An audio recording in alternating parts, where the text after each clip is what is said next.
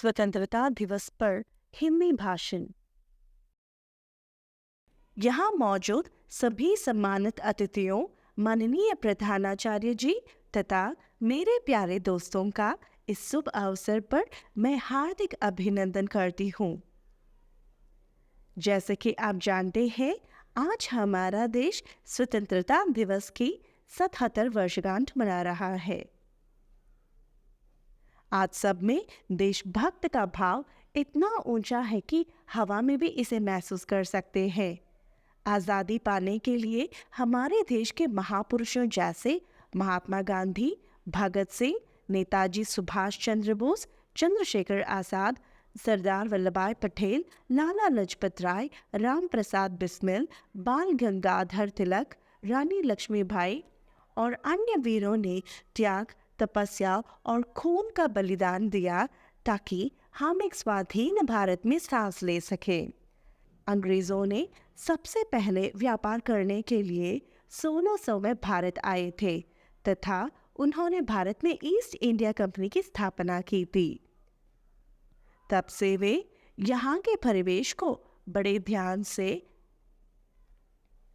जानने और परखने के बाद हमारी कमजोरियों को ध्यान में रखते हुए हम पर आक्रमण किया और करीब 200 साल तक शासन किया, जिसके बाद 1757 में प्लासी के युद्ध के दौरान अपनी सैन्य ताकत बढ़ाकर युद्ध में जीत हासिल करके भारत पर अपना राज शुरू किया। भारत की आज़ादी के लिए भारतीयों द्वारा बहुत सारे संघर्ष किए गए। भारतीय वीरों ने शांति और युद्ध दोनों तरीकों से संग्राम को जारी रखा। इसी संग्राम के नतीजे के कारण 15 अगस्त 1947 को भारत को आजाद किया गया था। आजादी के बाद सबसे पहले लाल किले में झंडा फहराया गया। इस शुभ अवसर पर देश के प्रथम प्रधानमंत्री जवाहरलाल नेहरू द्वारा लाल किला में भाषण दिया गया था। आज तक हर स्वतंत्रता दिवस में यह सब किया जाता है। राष्ट्रीय झंडा को 21 तोपों की सलामी दी जाती है। राष्ट्रगान गाकर झंडा को सम्मान देते हैं। आजादी पाने के बाद भारत ने बहुत आयामी सामाजिक और आर्थिक प्रगति की है।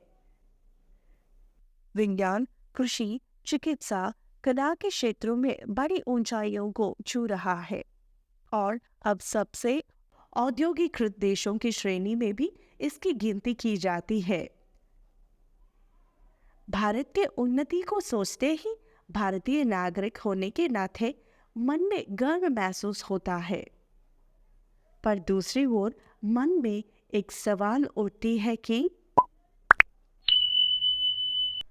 क्या हम आज़ादी को सही तरह से उपयोग कर रहे हैं? क्या सच में हमारी इंसानियत का प्रगति हुआ है?